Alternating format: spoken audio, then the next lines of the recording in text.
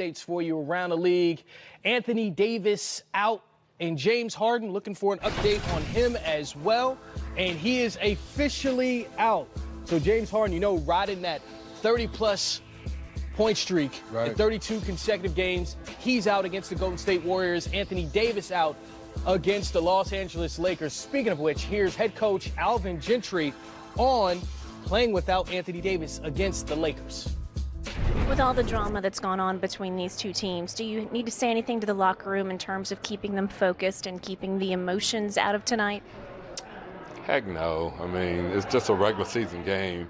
No one cares about, it's one of 82, so I don't see anything that's going to be exciting. I don't see anything that's going to be exciting about it other than the play on the court. I don't see it's just a regular season game. I don't know. To me, I think it's very insignificant, really. Anything that happens other than the play on the court. Did you like just the first half last night? It seemed like it was kind of what you guys want to see as far as moving the ball and just the way that you guys played. Yeah, I thought we played a really good first half, and from the ball movement standpoint and everything, we shot the ball well from three, and then obviously we struggled the second half. We made 8 out of 16 from three the first half and didn't make one. We were 0 for 11 the second half, so turned the ball over too much. Between the offensive rebounds and the turnovers, we gave up 45 points and 44 points in those two categories, and usually when you're creeping into the 50-point range in those, you're going to struggle and have a tough time winning, regardless of what the score was at halftime. Can you comment? The decision on AD, is that a team decision or is it your decision, or how do y'all come about it? It was a team decision, but we've talked to him along the way. I mean, I think everything that has happened has been totally transparent. I think he'll tell you that any decision made by the team, we sit down and we talk to him about it, and so that's the way it was made, but it was a team decision, yes. And this was made in advance, Coach, this decision to rest him for tonight's game? Yes, it was. If you're looking along the lines of having any significance that we're playing the Lakers, no, it had nothing to do with it. It was done, if we were playing, I'll give you guys a name that you won't know anyway. If we were playing the Baltimore Claws, okay, we would sit him out that game too, okay? Is this just back-to-backs? Go back and look that up now, Jimmy, okay? Is it just not playing him on back-to-backs? Is that the decision that was made, not playing him on back-to-backs? We're not playing it on back-to-back on this situation right here. We on. He didn't want to see him. It's not JaVale McGee. He's scared of JaVale McGee's. We'll have to take a look at that. Yeah, but to see AD play, Alvin. You guys holding him out. I don't get this, man. It's a long flight. We'll pay for your flight back. Okay. Camera, Coach. I'll pay for his flight back. I got enough money to pay for his flight back. I'll put him on Southwest. That's like $69. He doesn't want to stay. It's Mardi Gras. He doesn't want to go. He can't handle Mardi Gras. Okay. I know him. He can't handle Mardi Gras. Okay. So Alvin Gentry kind of sidestepping the questions about Anthony Davis not playing tonight against the Lakers. We know what happened on Valentine's Day with the sore shoulder, and then he was listed as questionable for this game, now sitting this one out. But, Karan, let's go back to, on this very show, you said that Anthony Davis, anywhere he gets traded to, would be a rental. Then during All-Star Weekend, Anthony Davis was again on Game Time with Casey Stern and said almost the exact same thing to Casey, like, look, my free agency, wherever I go, I'll be there for a year, then I'm going elsewhere. So what's changed in that situation? What can we expect when the summer comes for Anthony Davis? Well, look, I talked to a source close to the situation, and that's why I knew the mindset and, for the foreseeable future, what it looked like. The landscape for him is to have two destinations, and I think, paired with Kyrie Irving in the Eastern Conference, somewhere will be one. And then obviously, going to the Los Angeles Lakers. We can't just overlook that because we've heard the Lakers. You said pairing with Kyrie Irving in the Eastern Conference. That feels new. Yeah, that makes a ton of sense. And when you talk about the assets that Boston have, that they can actually go out there and acquire him. And you heard the soundbite of Anthony Davis said, look, I never said that I wouldn't want to play with the Boston Celtics and yet alone, play with a top-tier guy on that short list when you talk about superstars in this game, like a Kyrie Irving. His dad made that statement, but he never made that statement. So with that being said, that Eastern Conference is extremely attractive to landing, a Kyrie Irving and Anthony Davis combo. But, most importantly, I think that he wants to exist with LeBron James in a Laker uniform. It seems as if things have gotten very interesting since Anthony Davis signed with Klutch Sports, and we have some news tonight about another potential free agent in that same class, not this summer, but next summer. Draymond Green also has signed with Klutch Sports. 3D, what do you make of this situation? Of course, Draymond not on the level of, let's say, Anthony Davis and what he can force in free agency, but how does this change the landscape going forward of how we view teams coming together? I don't think a lot to your point, Chris, that we're not going to put Draymond on the same level as KD and from that standpoint. But we know that Draymond's had a relationship with Rich Paul and Klutch Sports for a few years now with the HBO thing that they've been doing. But it just makes things real interesting that now when he does become a free agent, he can say, hey, LeBron's here, maybe AD's there, maybe there's other things there that makes the conversation more interesting. But then he has a chance to go home and say, now, Rich, I hear you saying this, but you want me to leave Steph Curry? You want me to leave KD? You want me to leave Clay? And I know we're proven, have an opportunity to possibly win back-to-back championships. So that, to me, Karan, would make me say, I'm going to listen, but I don't know how much I'm going to listen to that, knowing what I have in front of me to leave that to go see, well, LeBron, I love him to death, but he's getting a little bit older. I know AD's had his little injury situations. And wait a minute. If LeBron's dribbling, I don't think I'm the same effective guy like I'm the same effective guy with these other guys over here. Yeah, and I think to your point is you look at the basketball component of it, but I think guys are starting to look way beyond the basketball component of it. When you're talking about longevity in another space and guys making a seamless transition into the corporate space. So you talk about the shop and the show that they have with HBO, and you talk about all these different other entities that they've been able to, build and enhance. I think guys are looking at those platforms and saying, you know what, I have a personality. I seen LeBron make that seamless transition, and we can utilize him as a vehicle to go into these corporate spaces.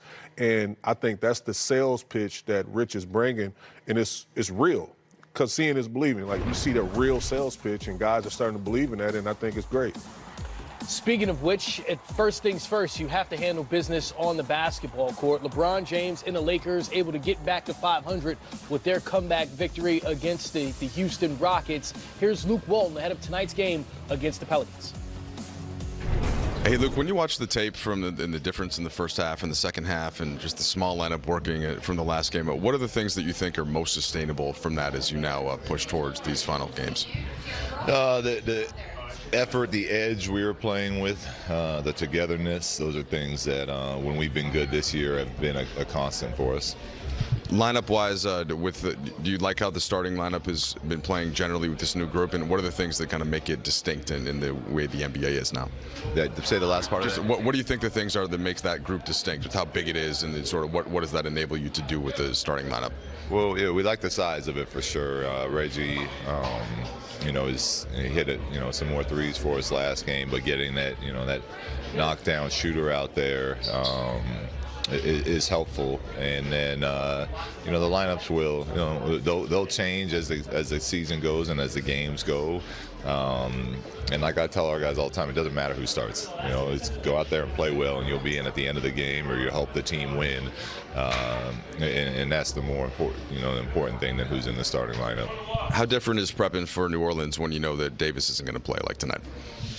The prep, the personnel, the play calls, that changes a little bit. Some of where our focus would be changes, but we need to have the right mindset and play with the right edge tonight, because we've proven to ourselves throughout the season already. You know, this is the NBA. Everyone can play, and you know, we've lost to teams that we feel we shouldn't have lost to, and even at home. So whether he plays, doesn't play, these are NBA guys playing on their home court. They play hard. They had 71 points in the first half last night up in Indiana. So they just beat up on Minnesota and OKC right before the break, and so these guys are very capable.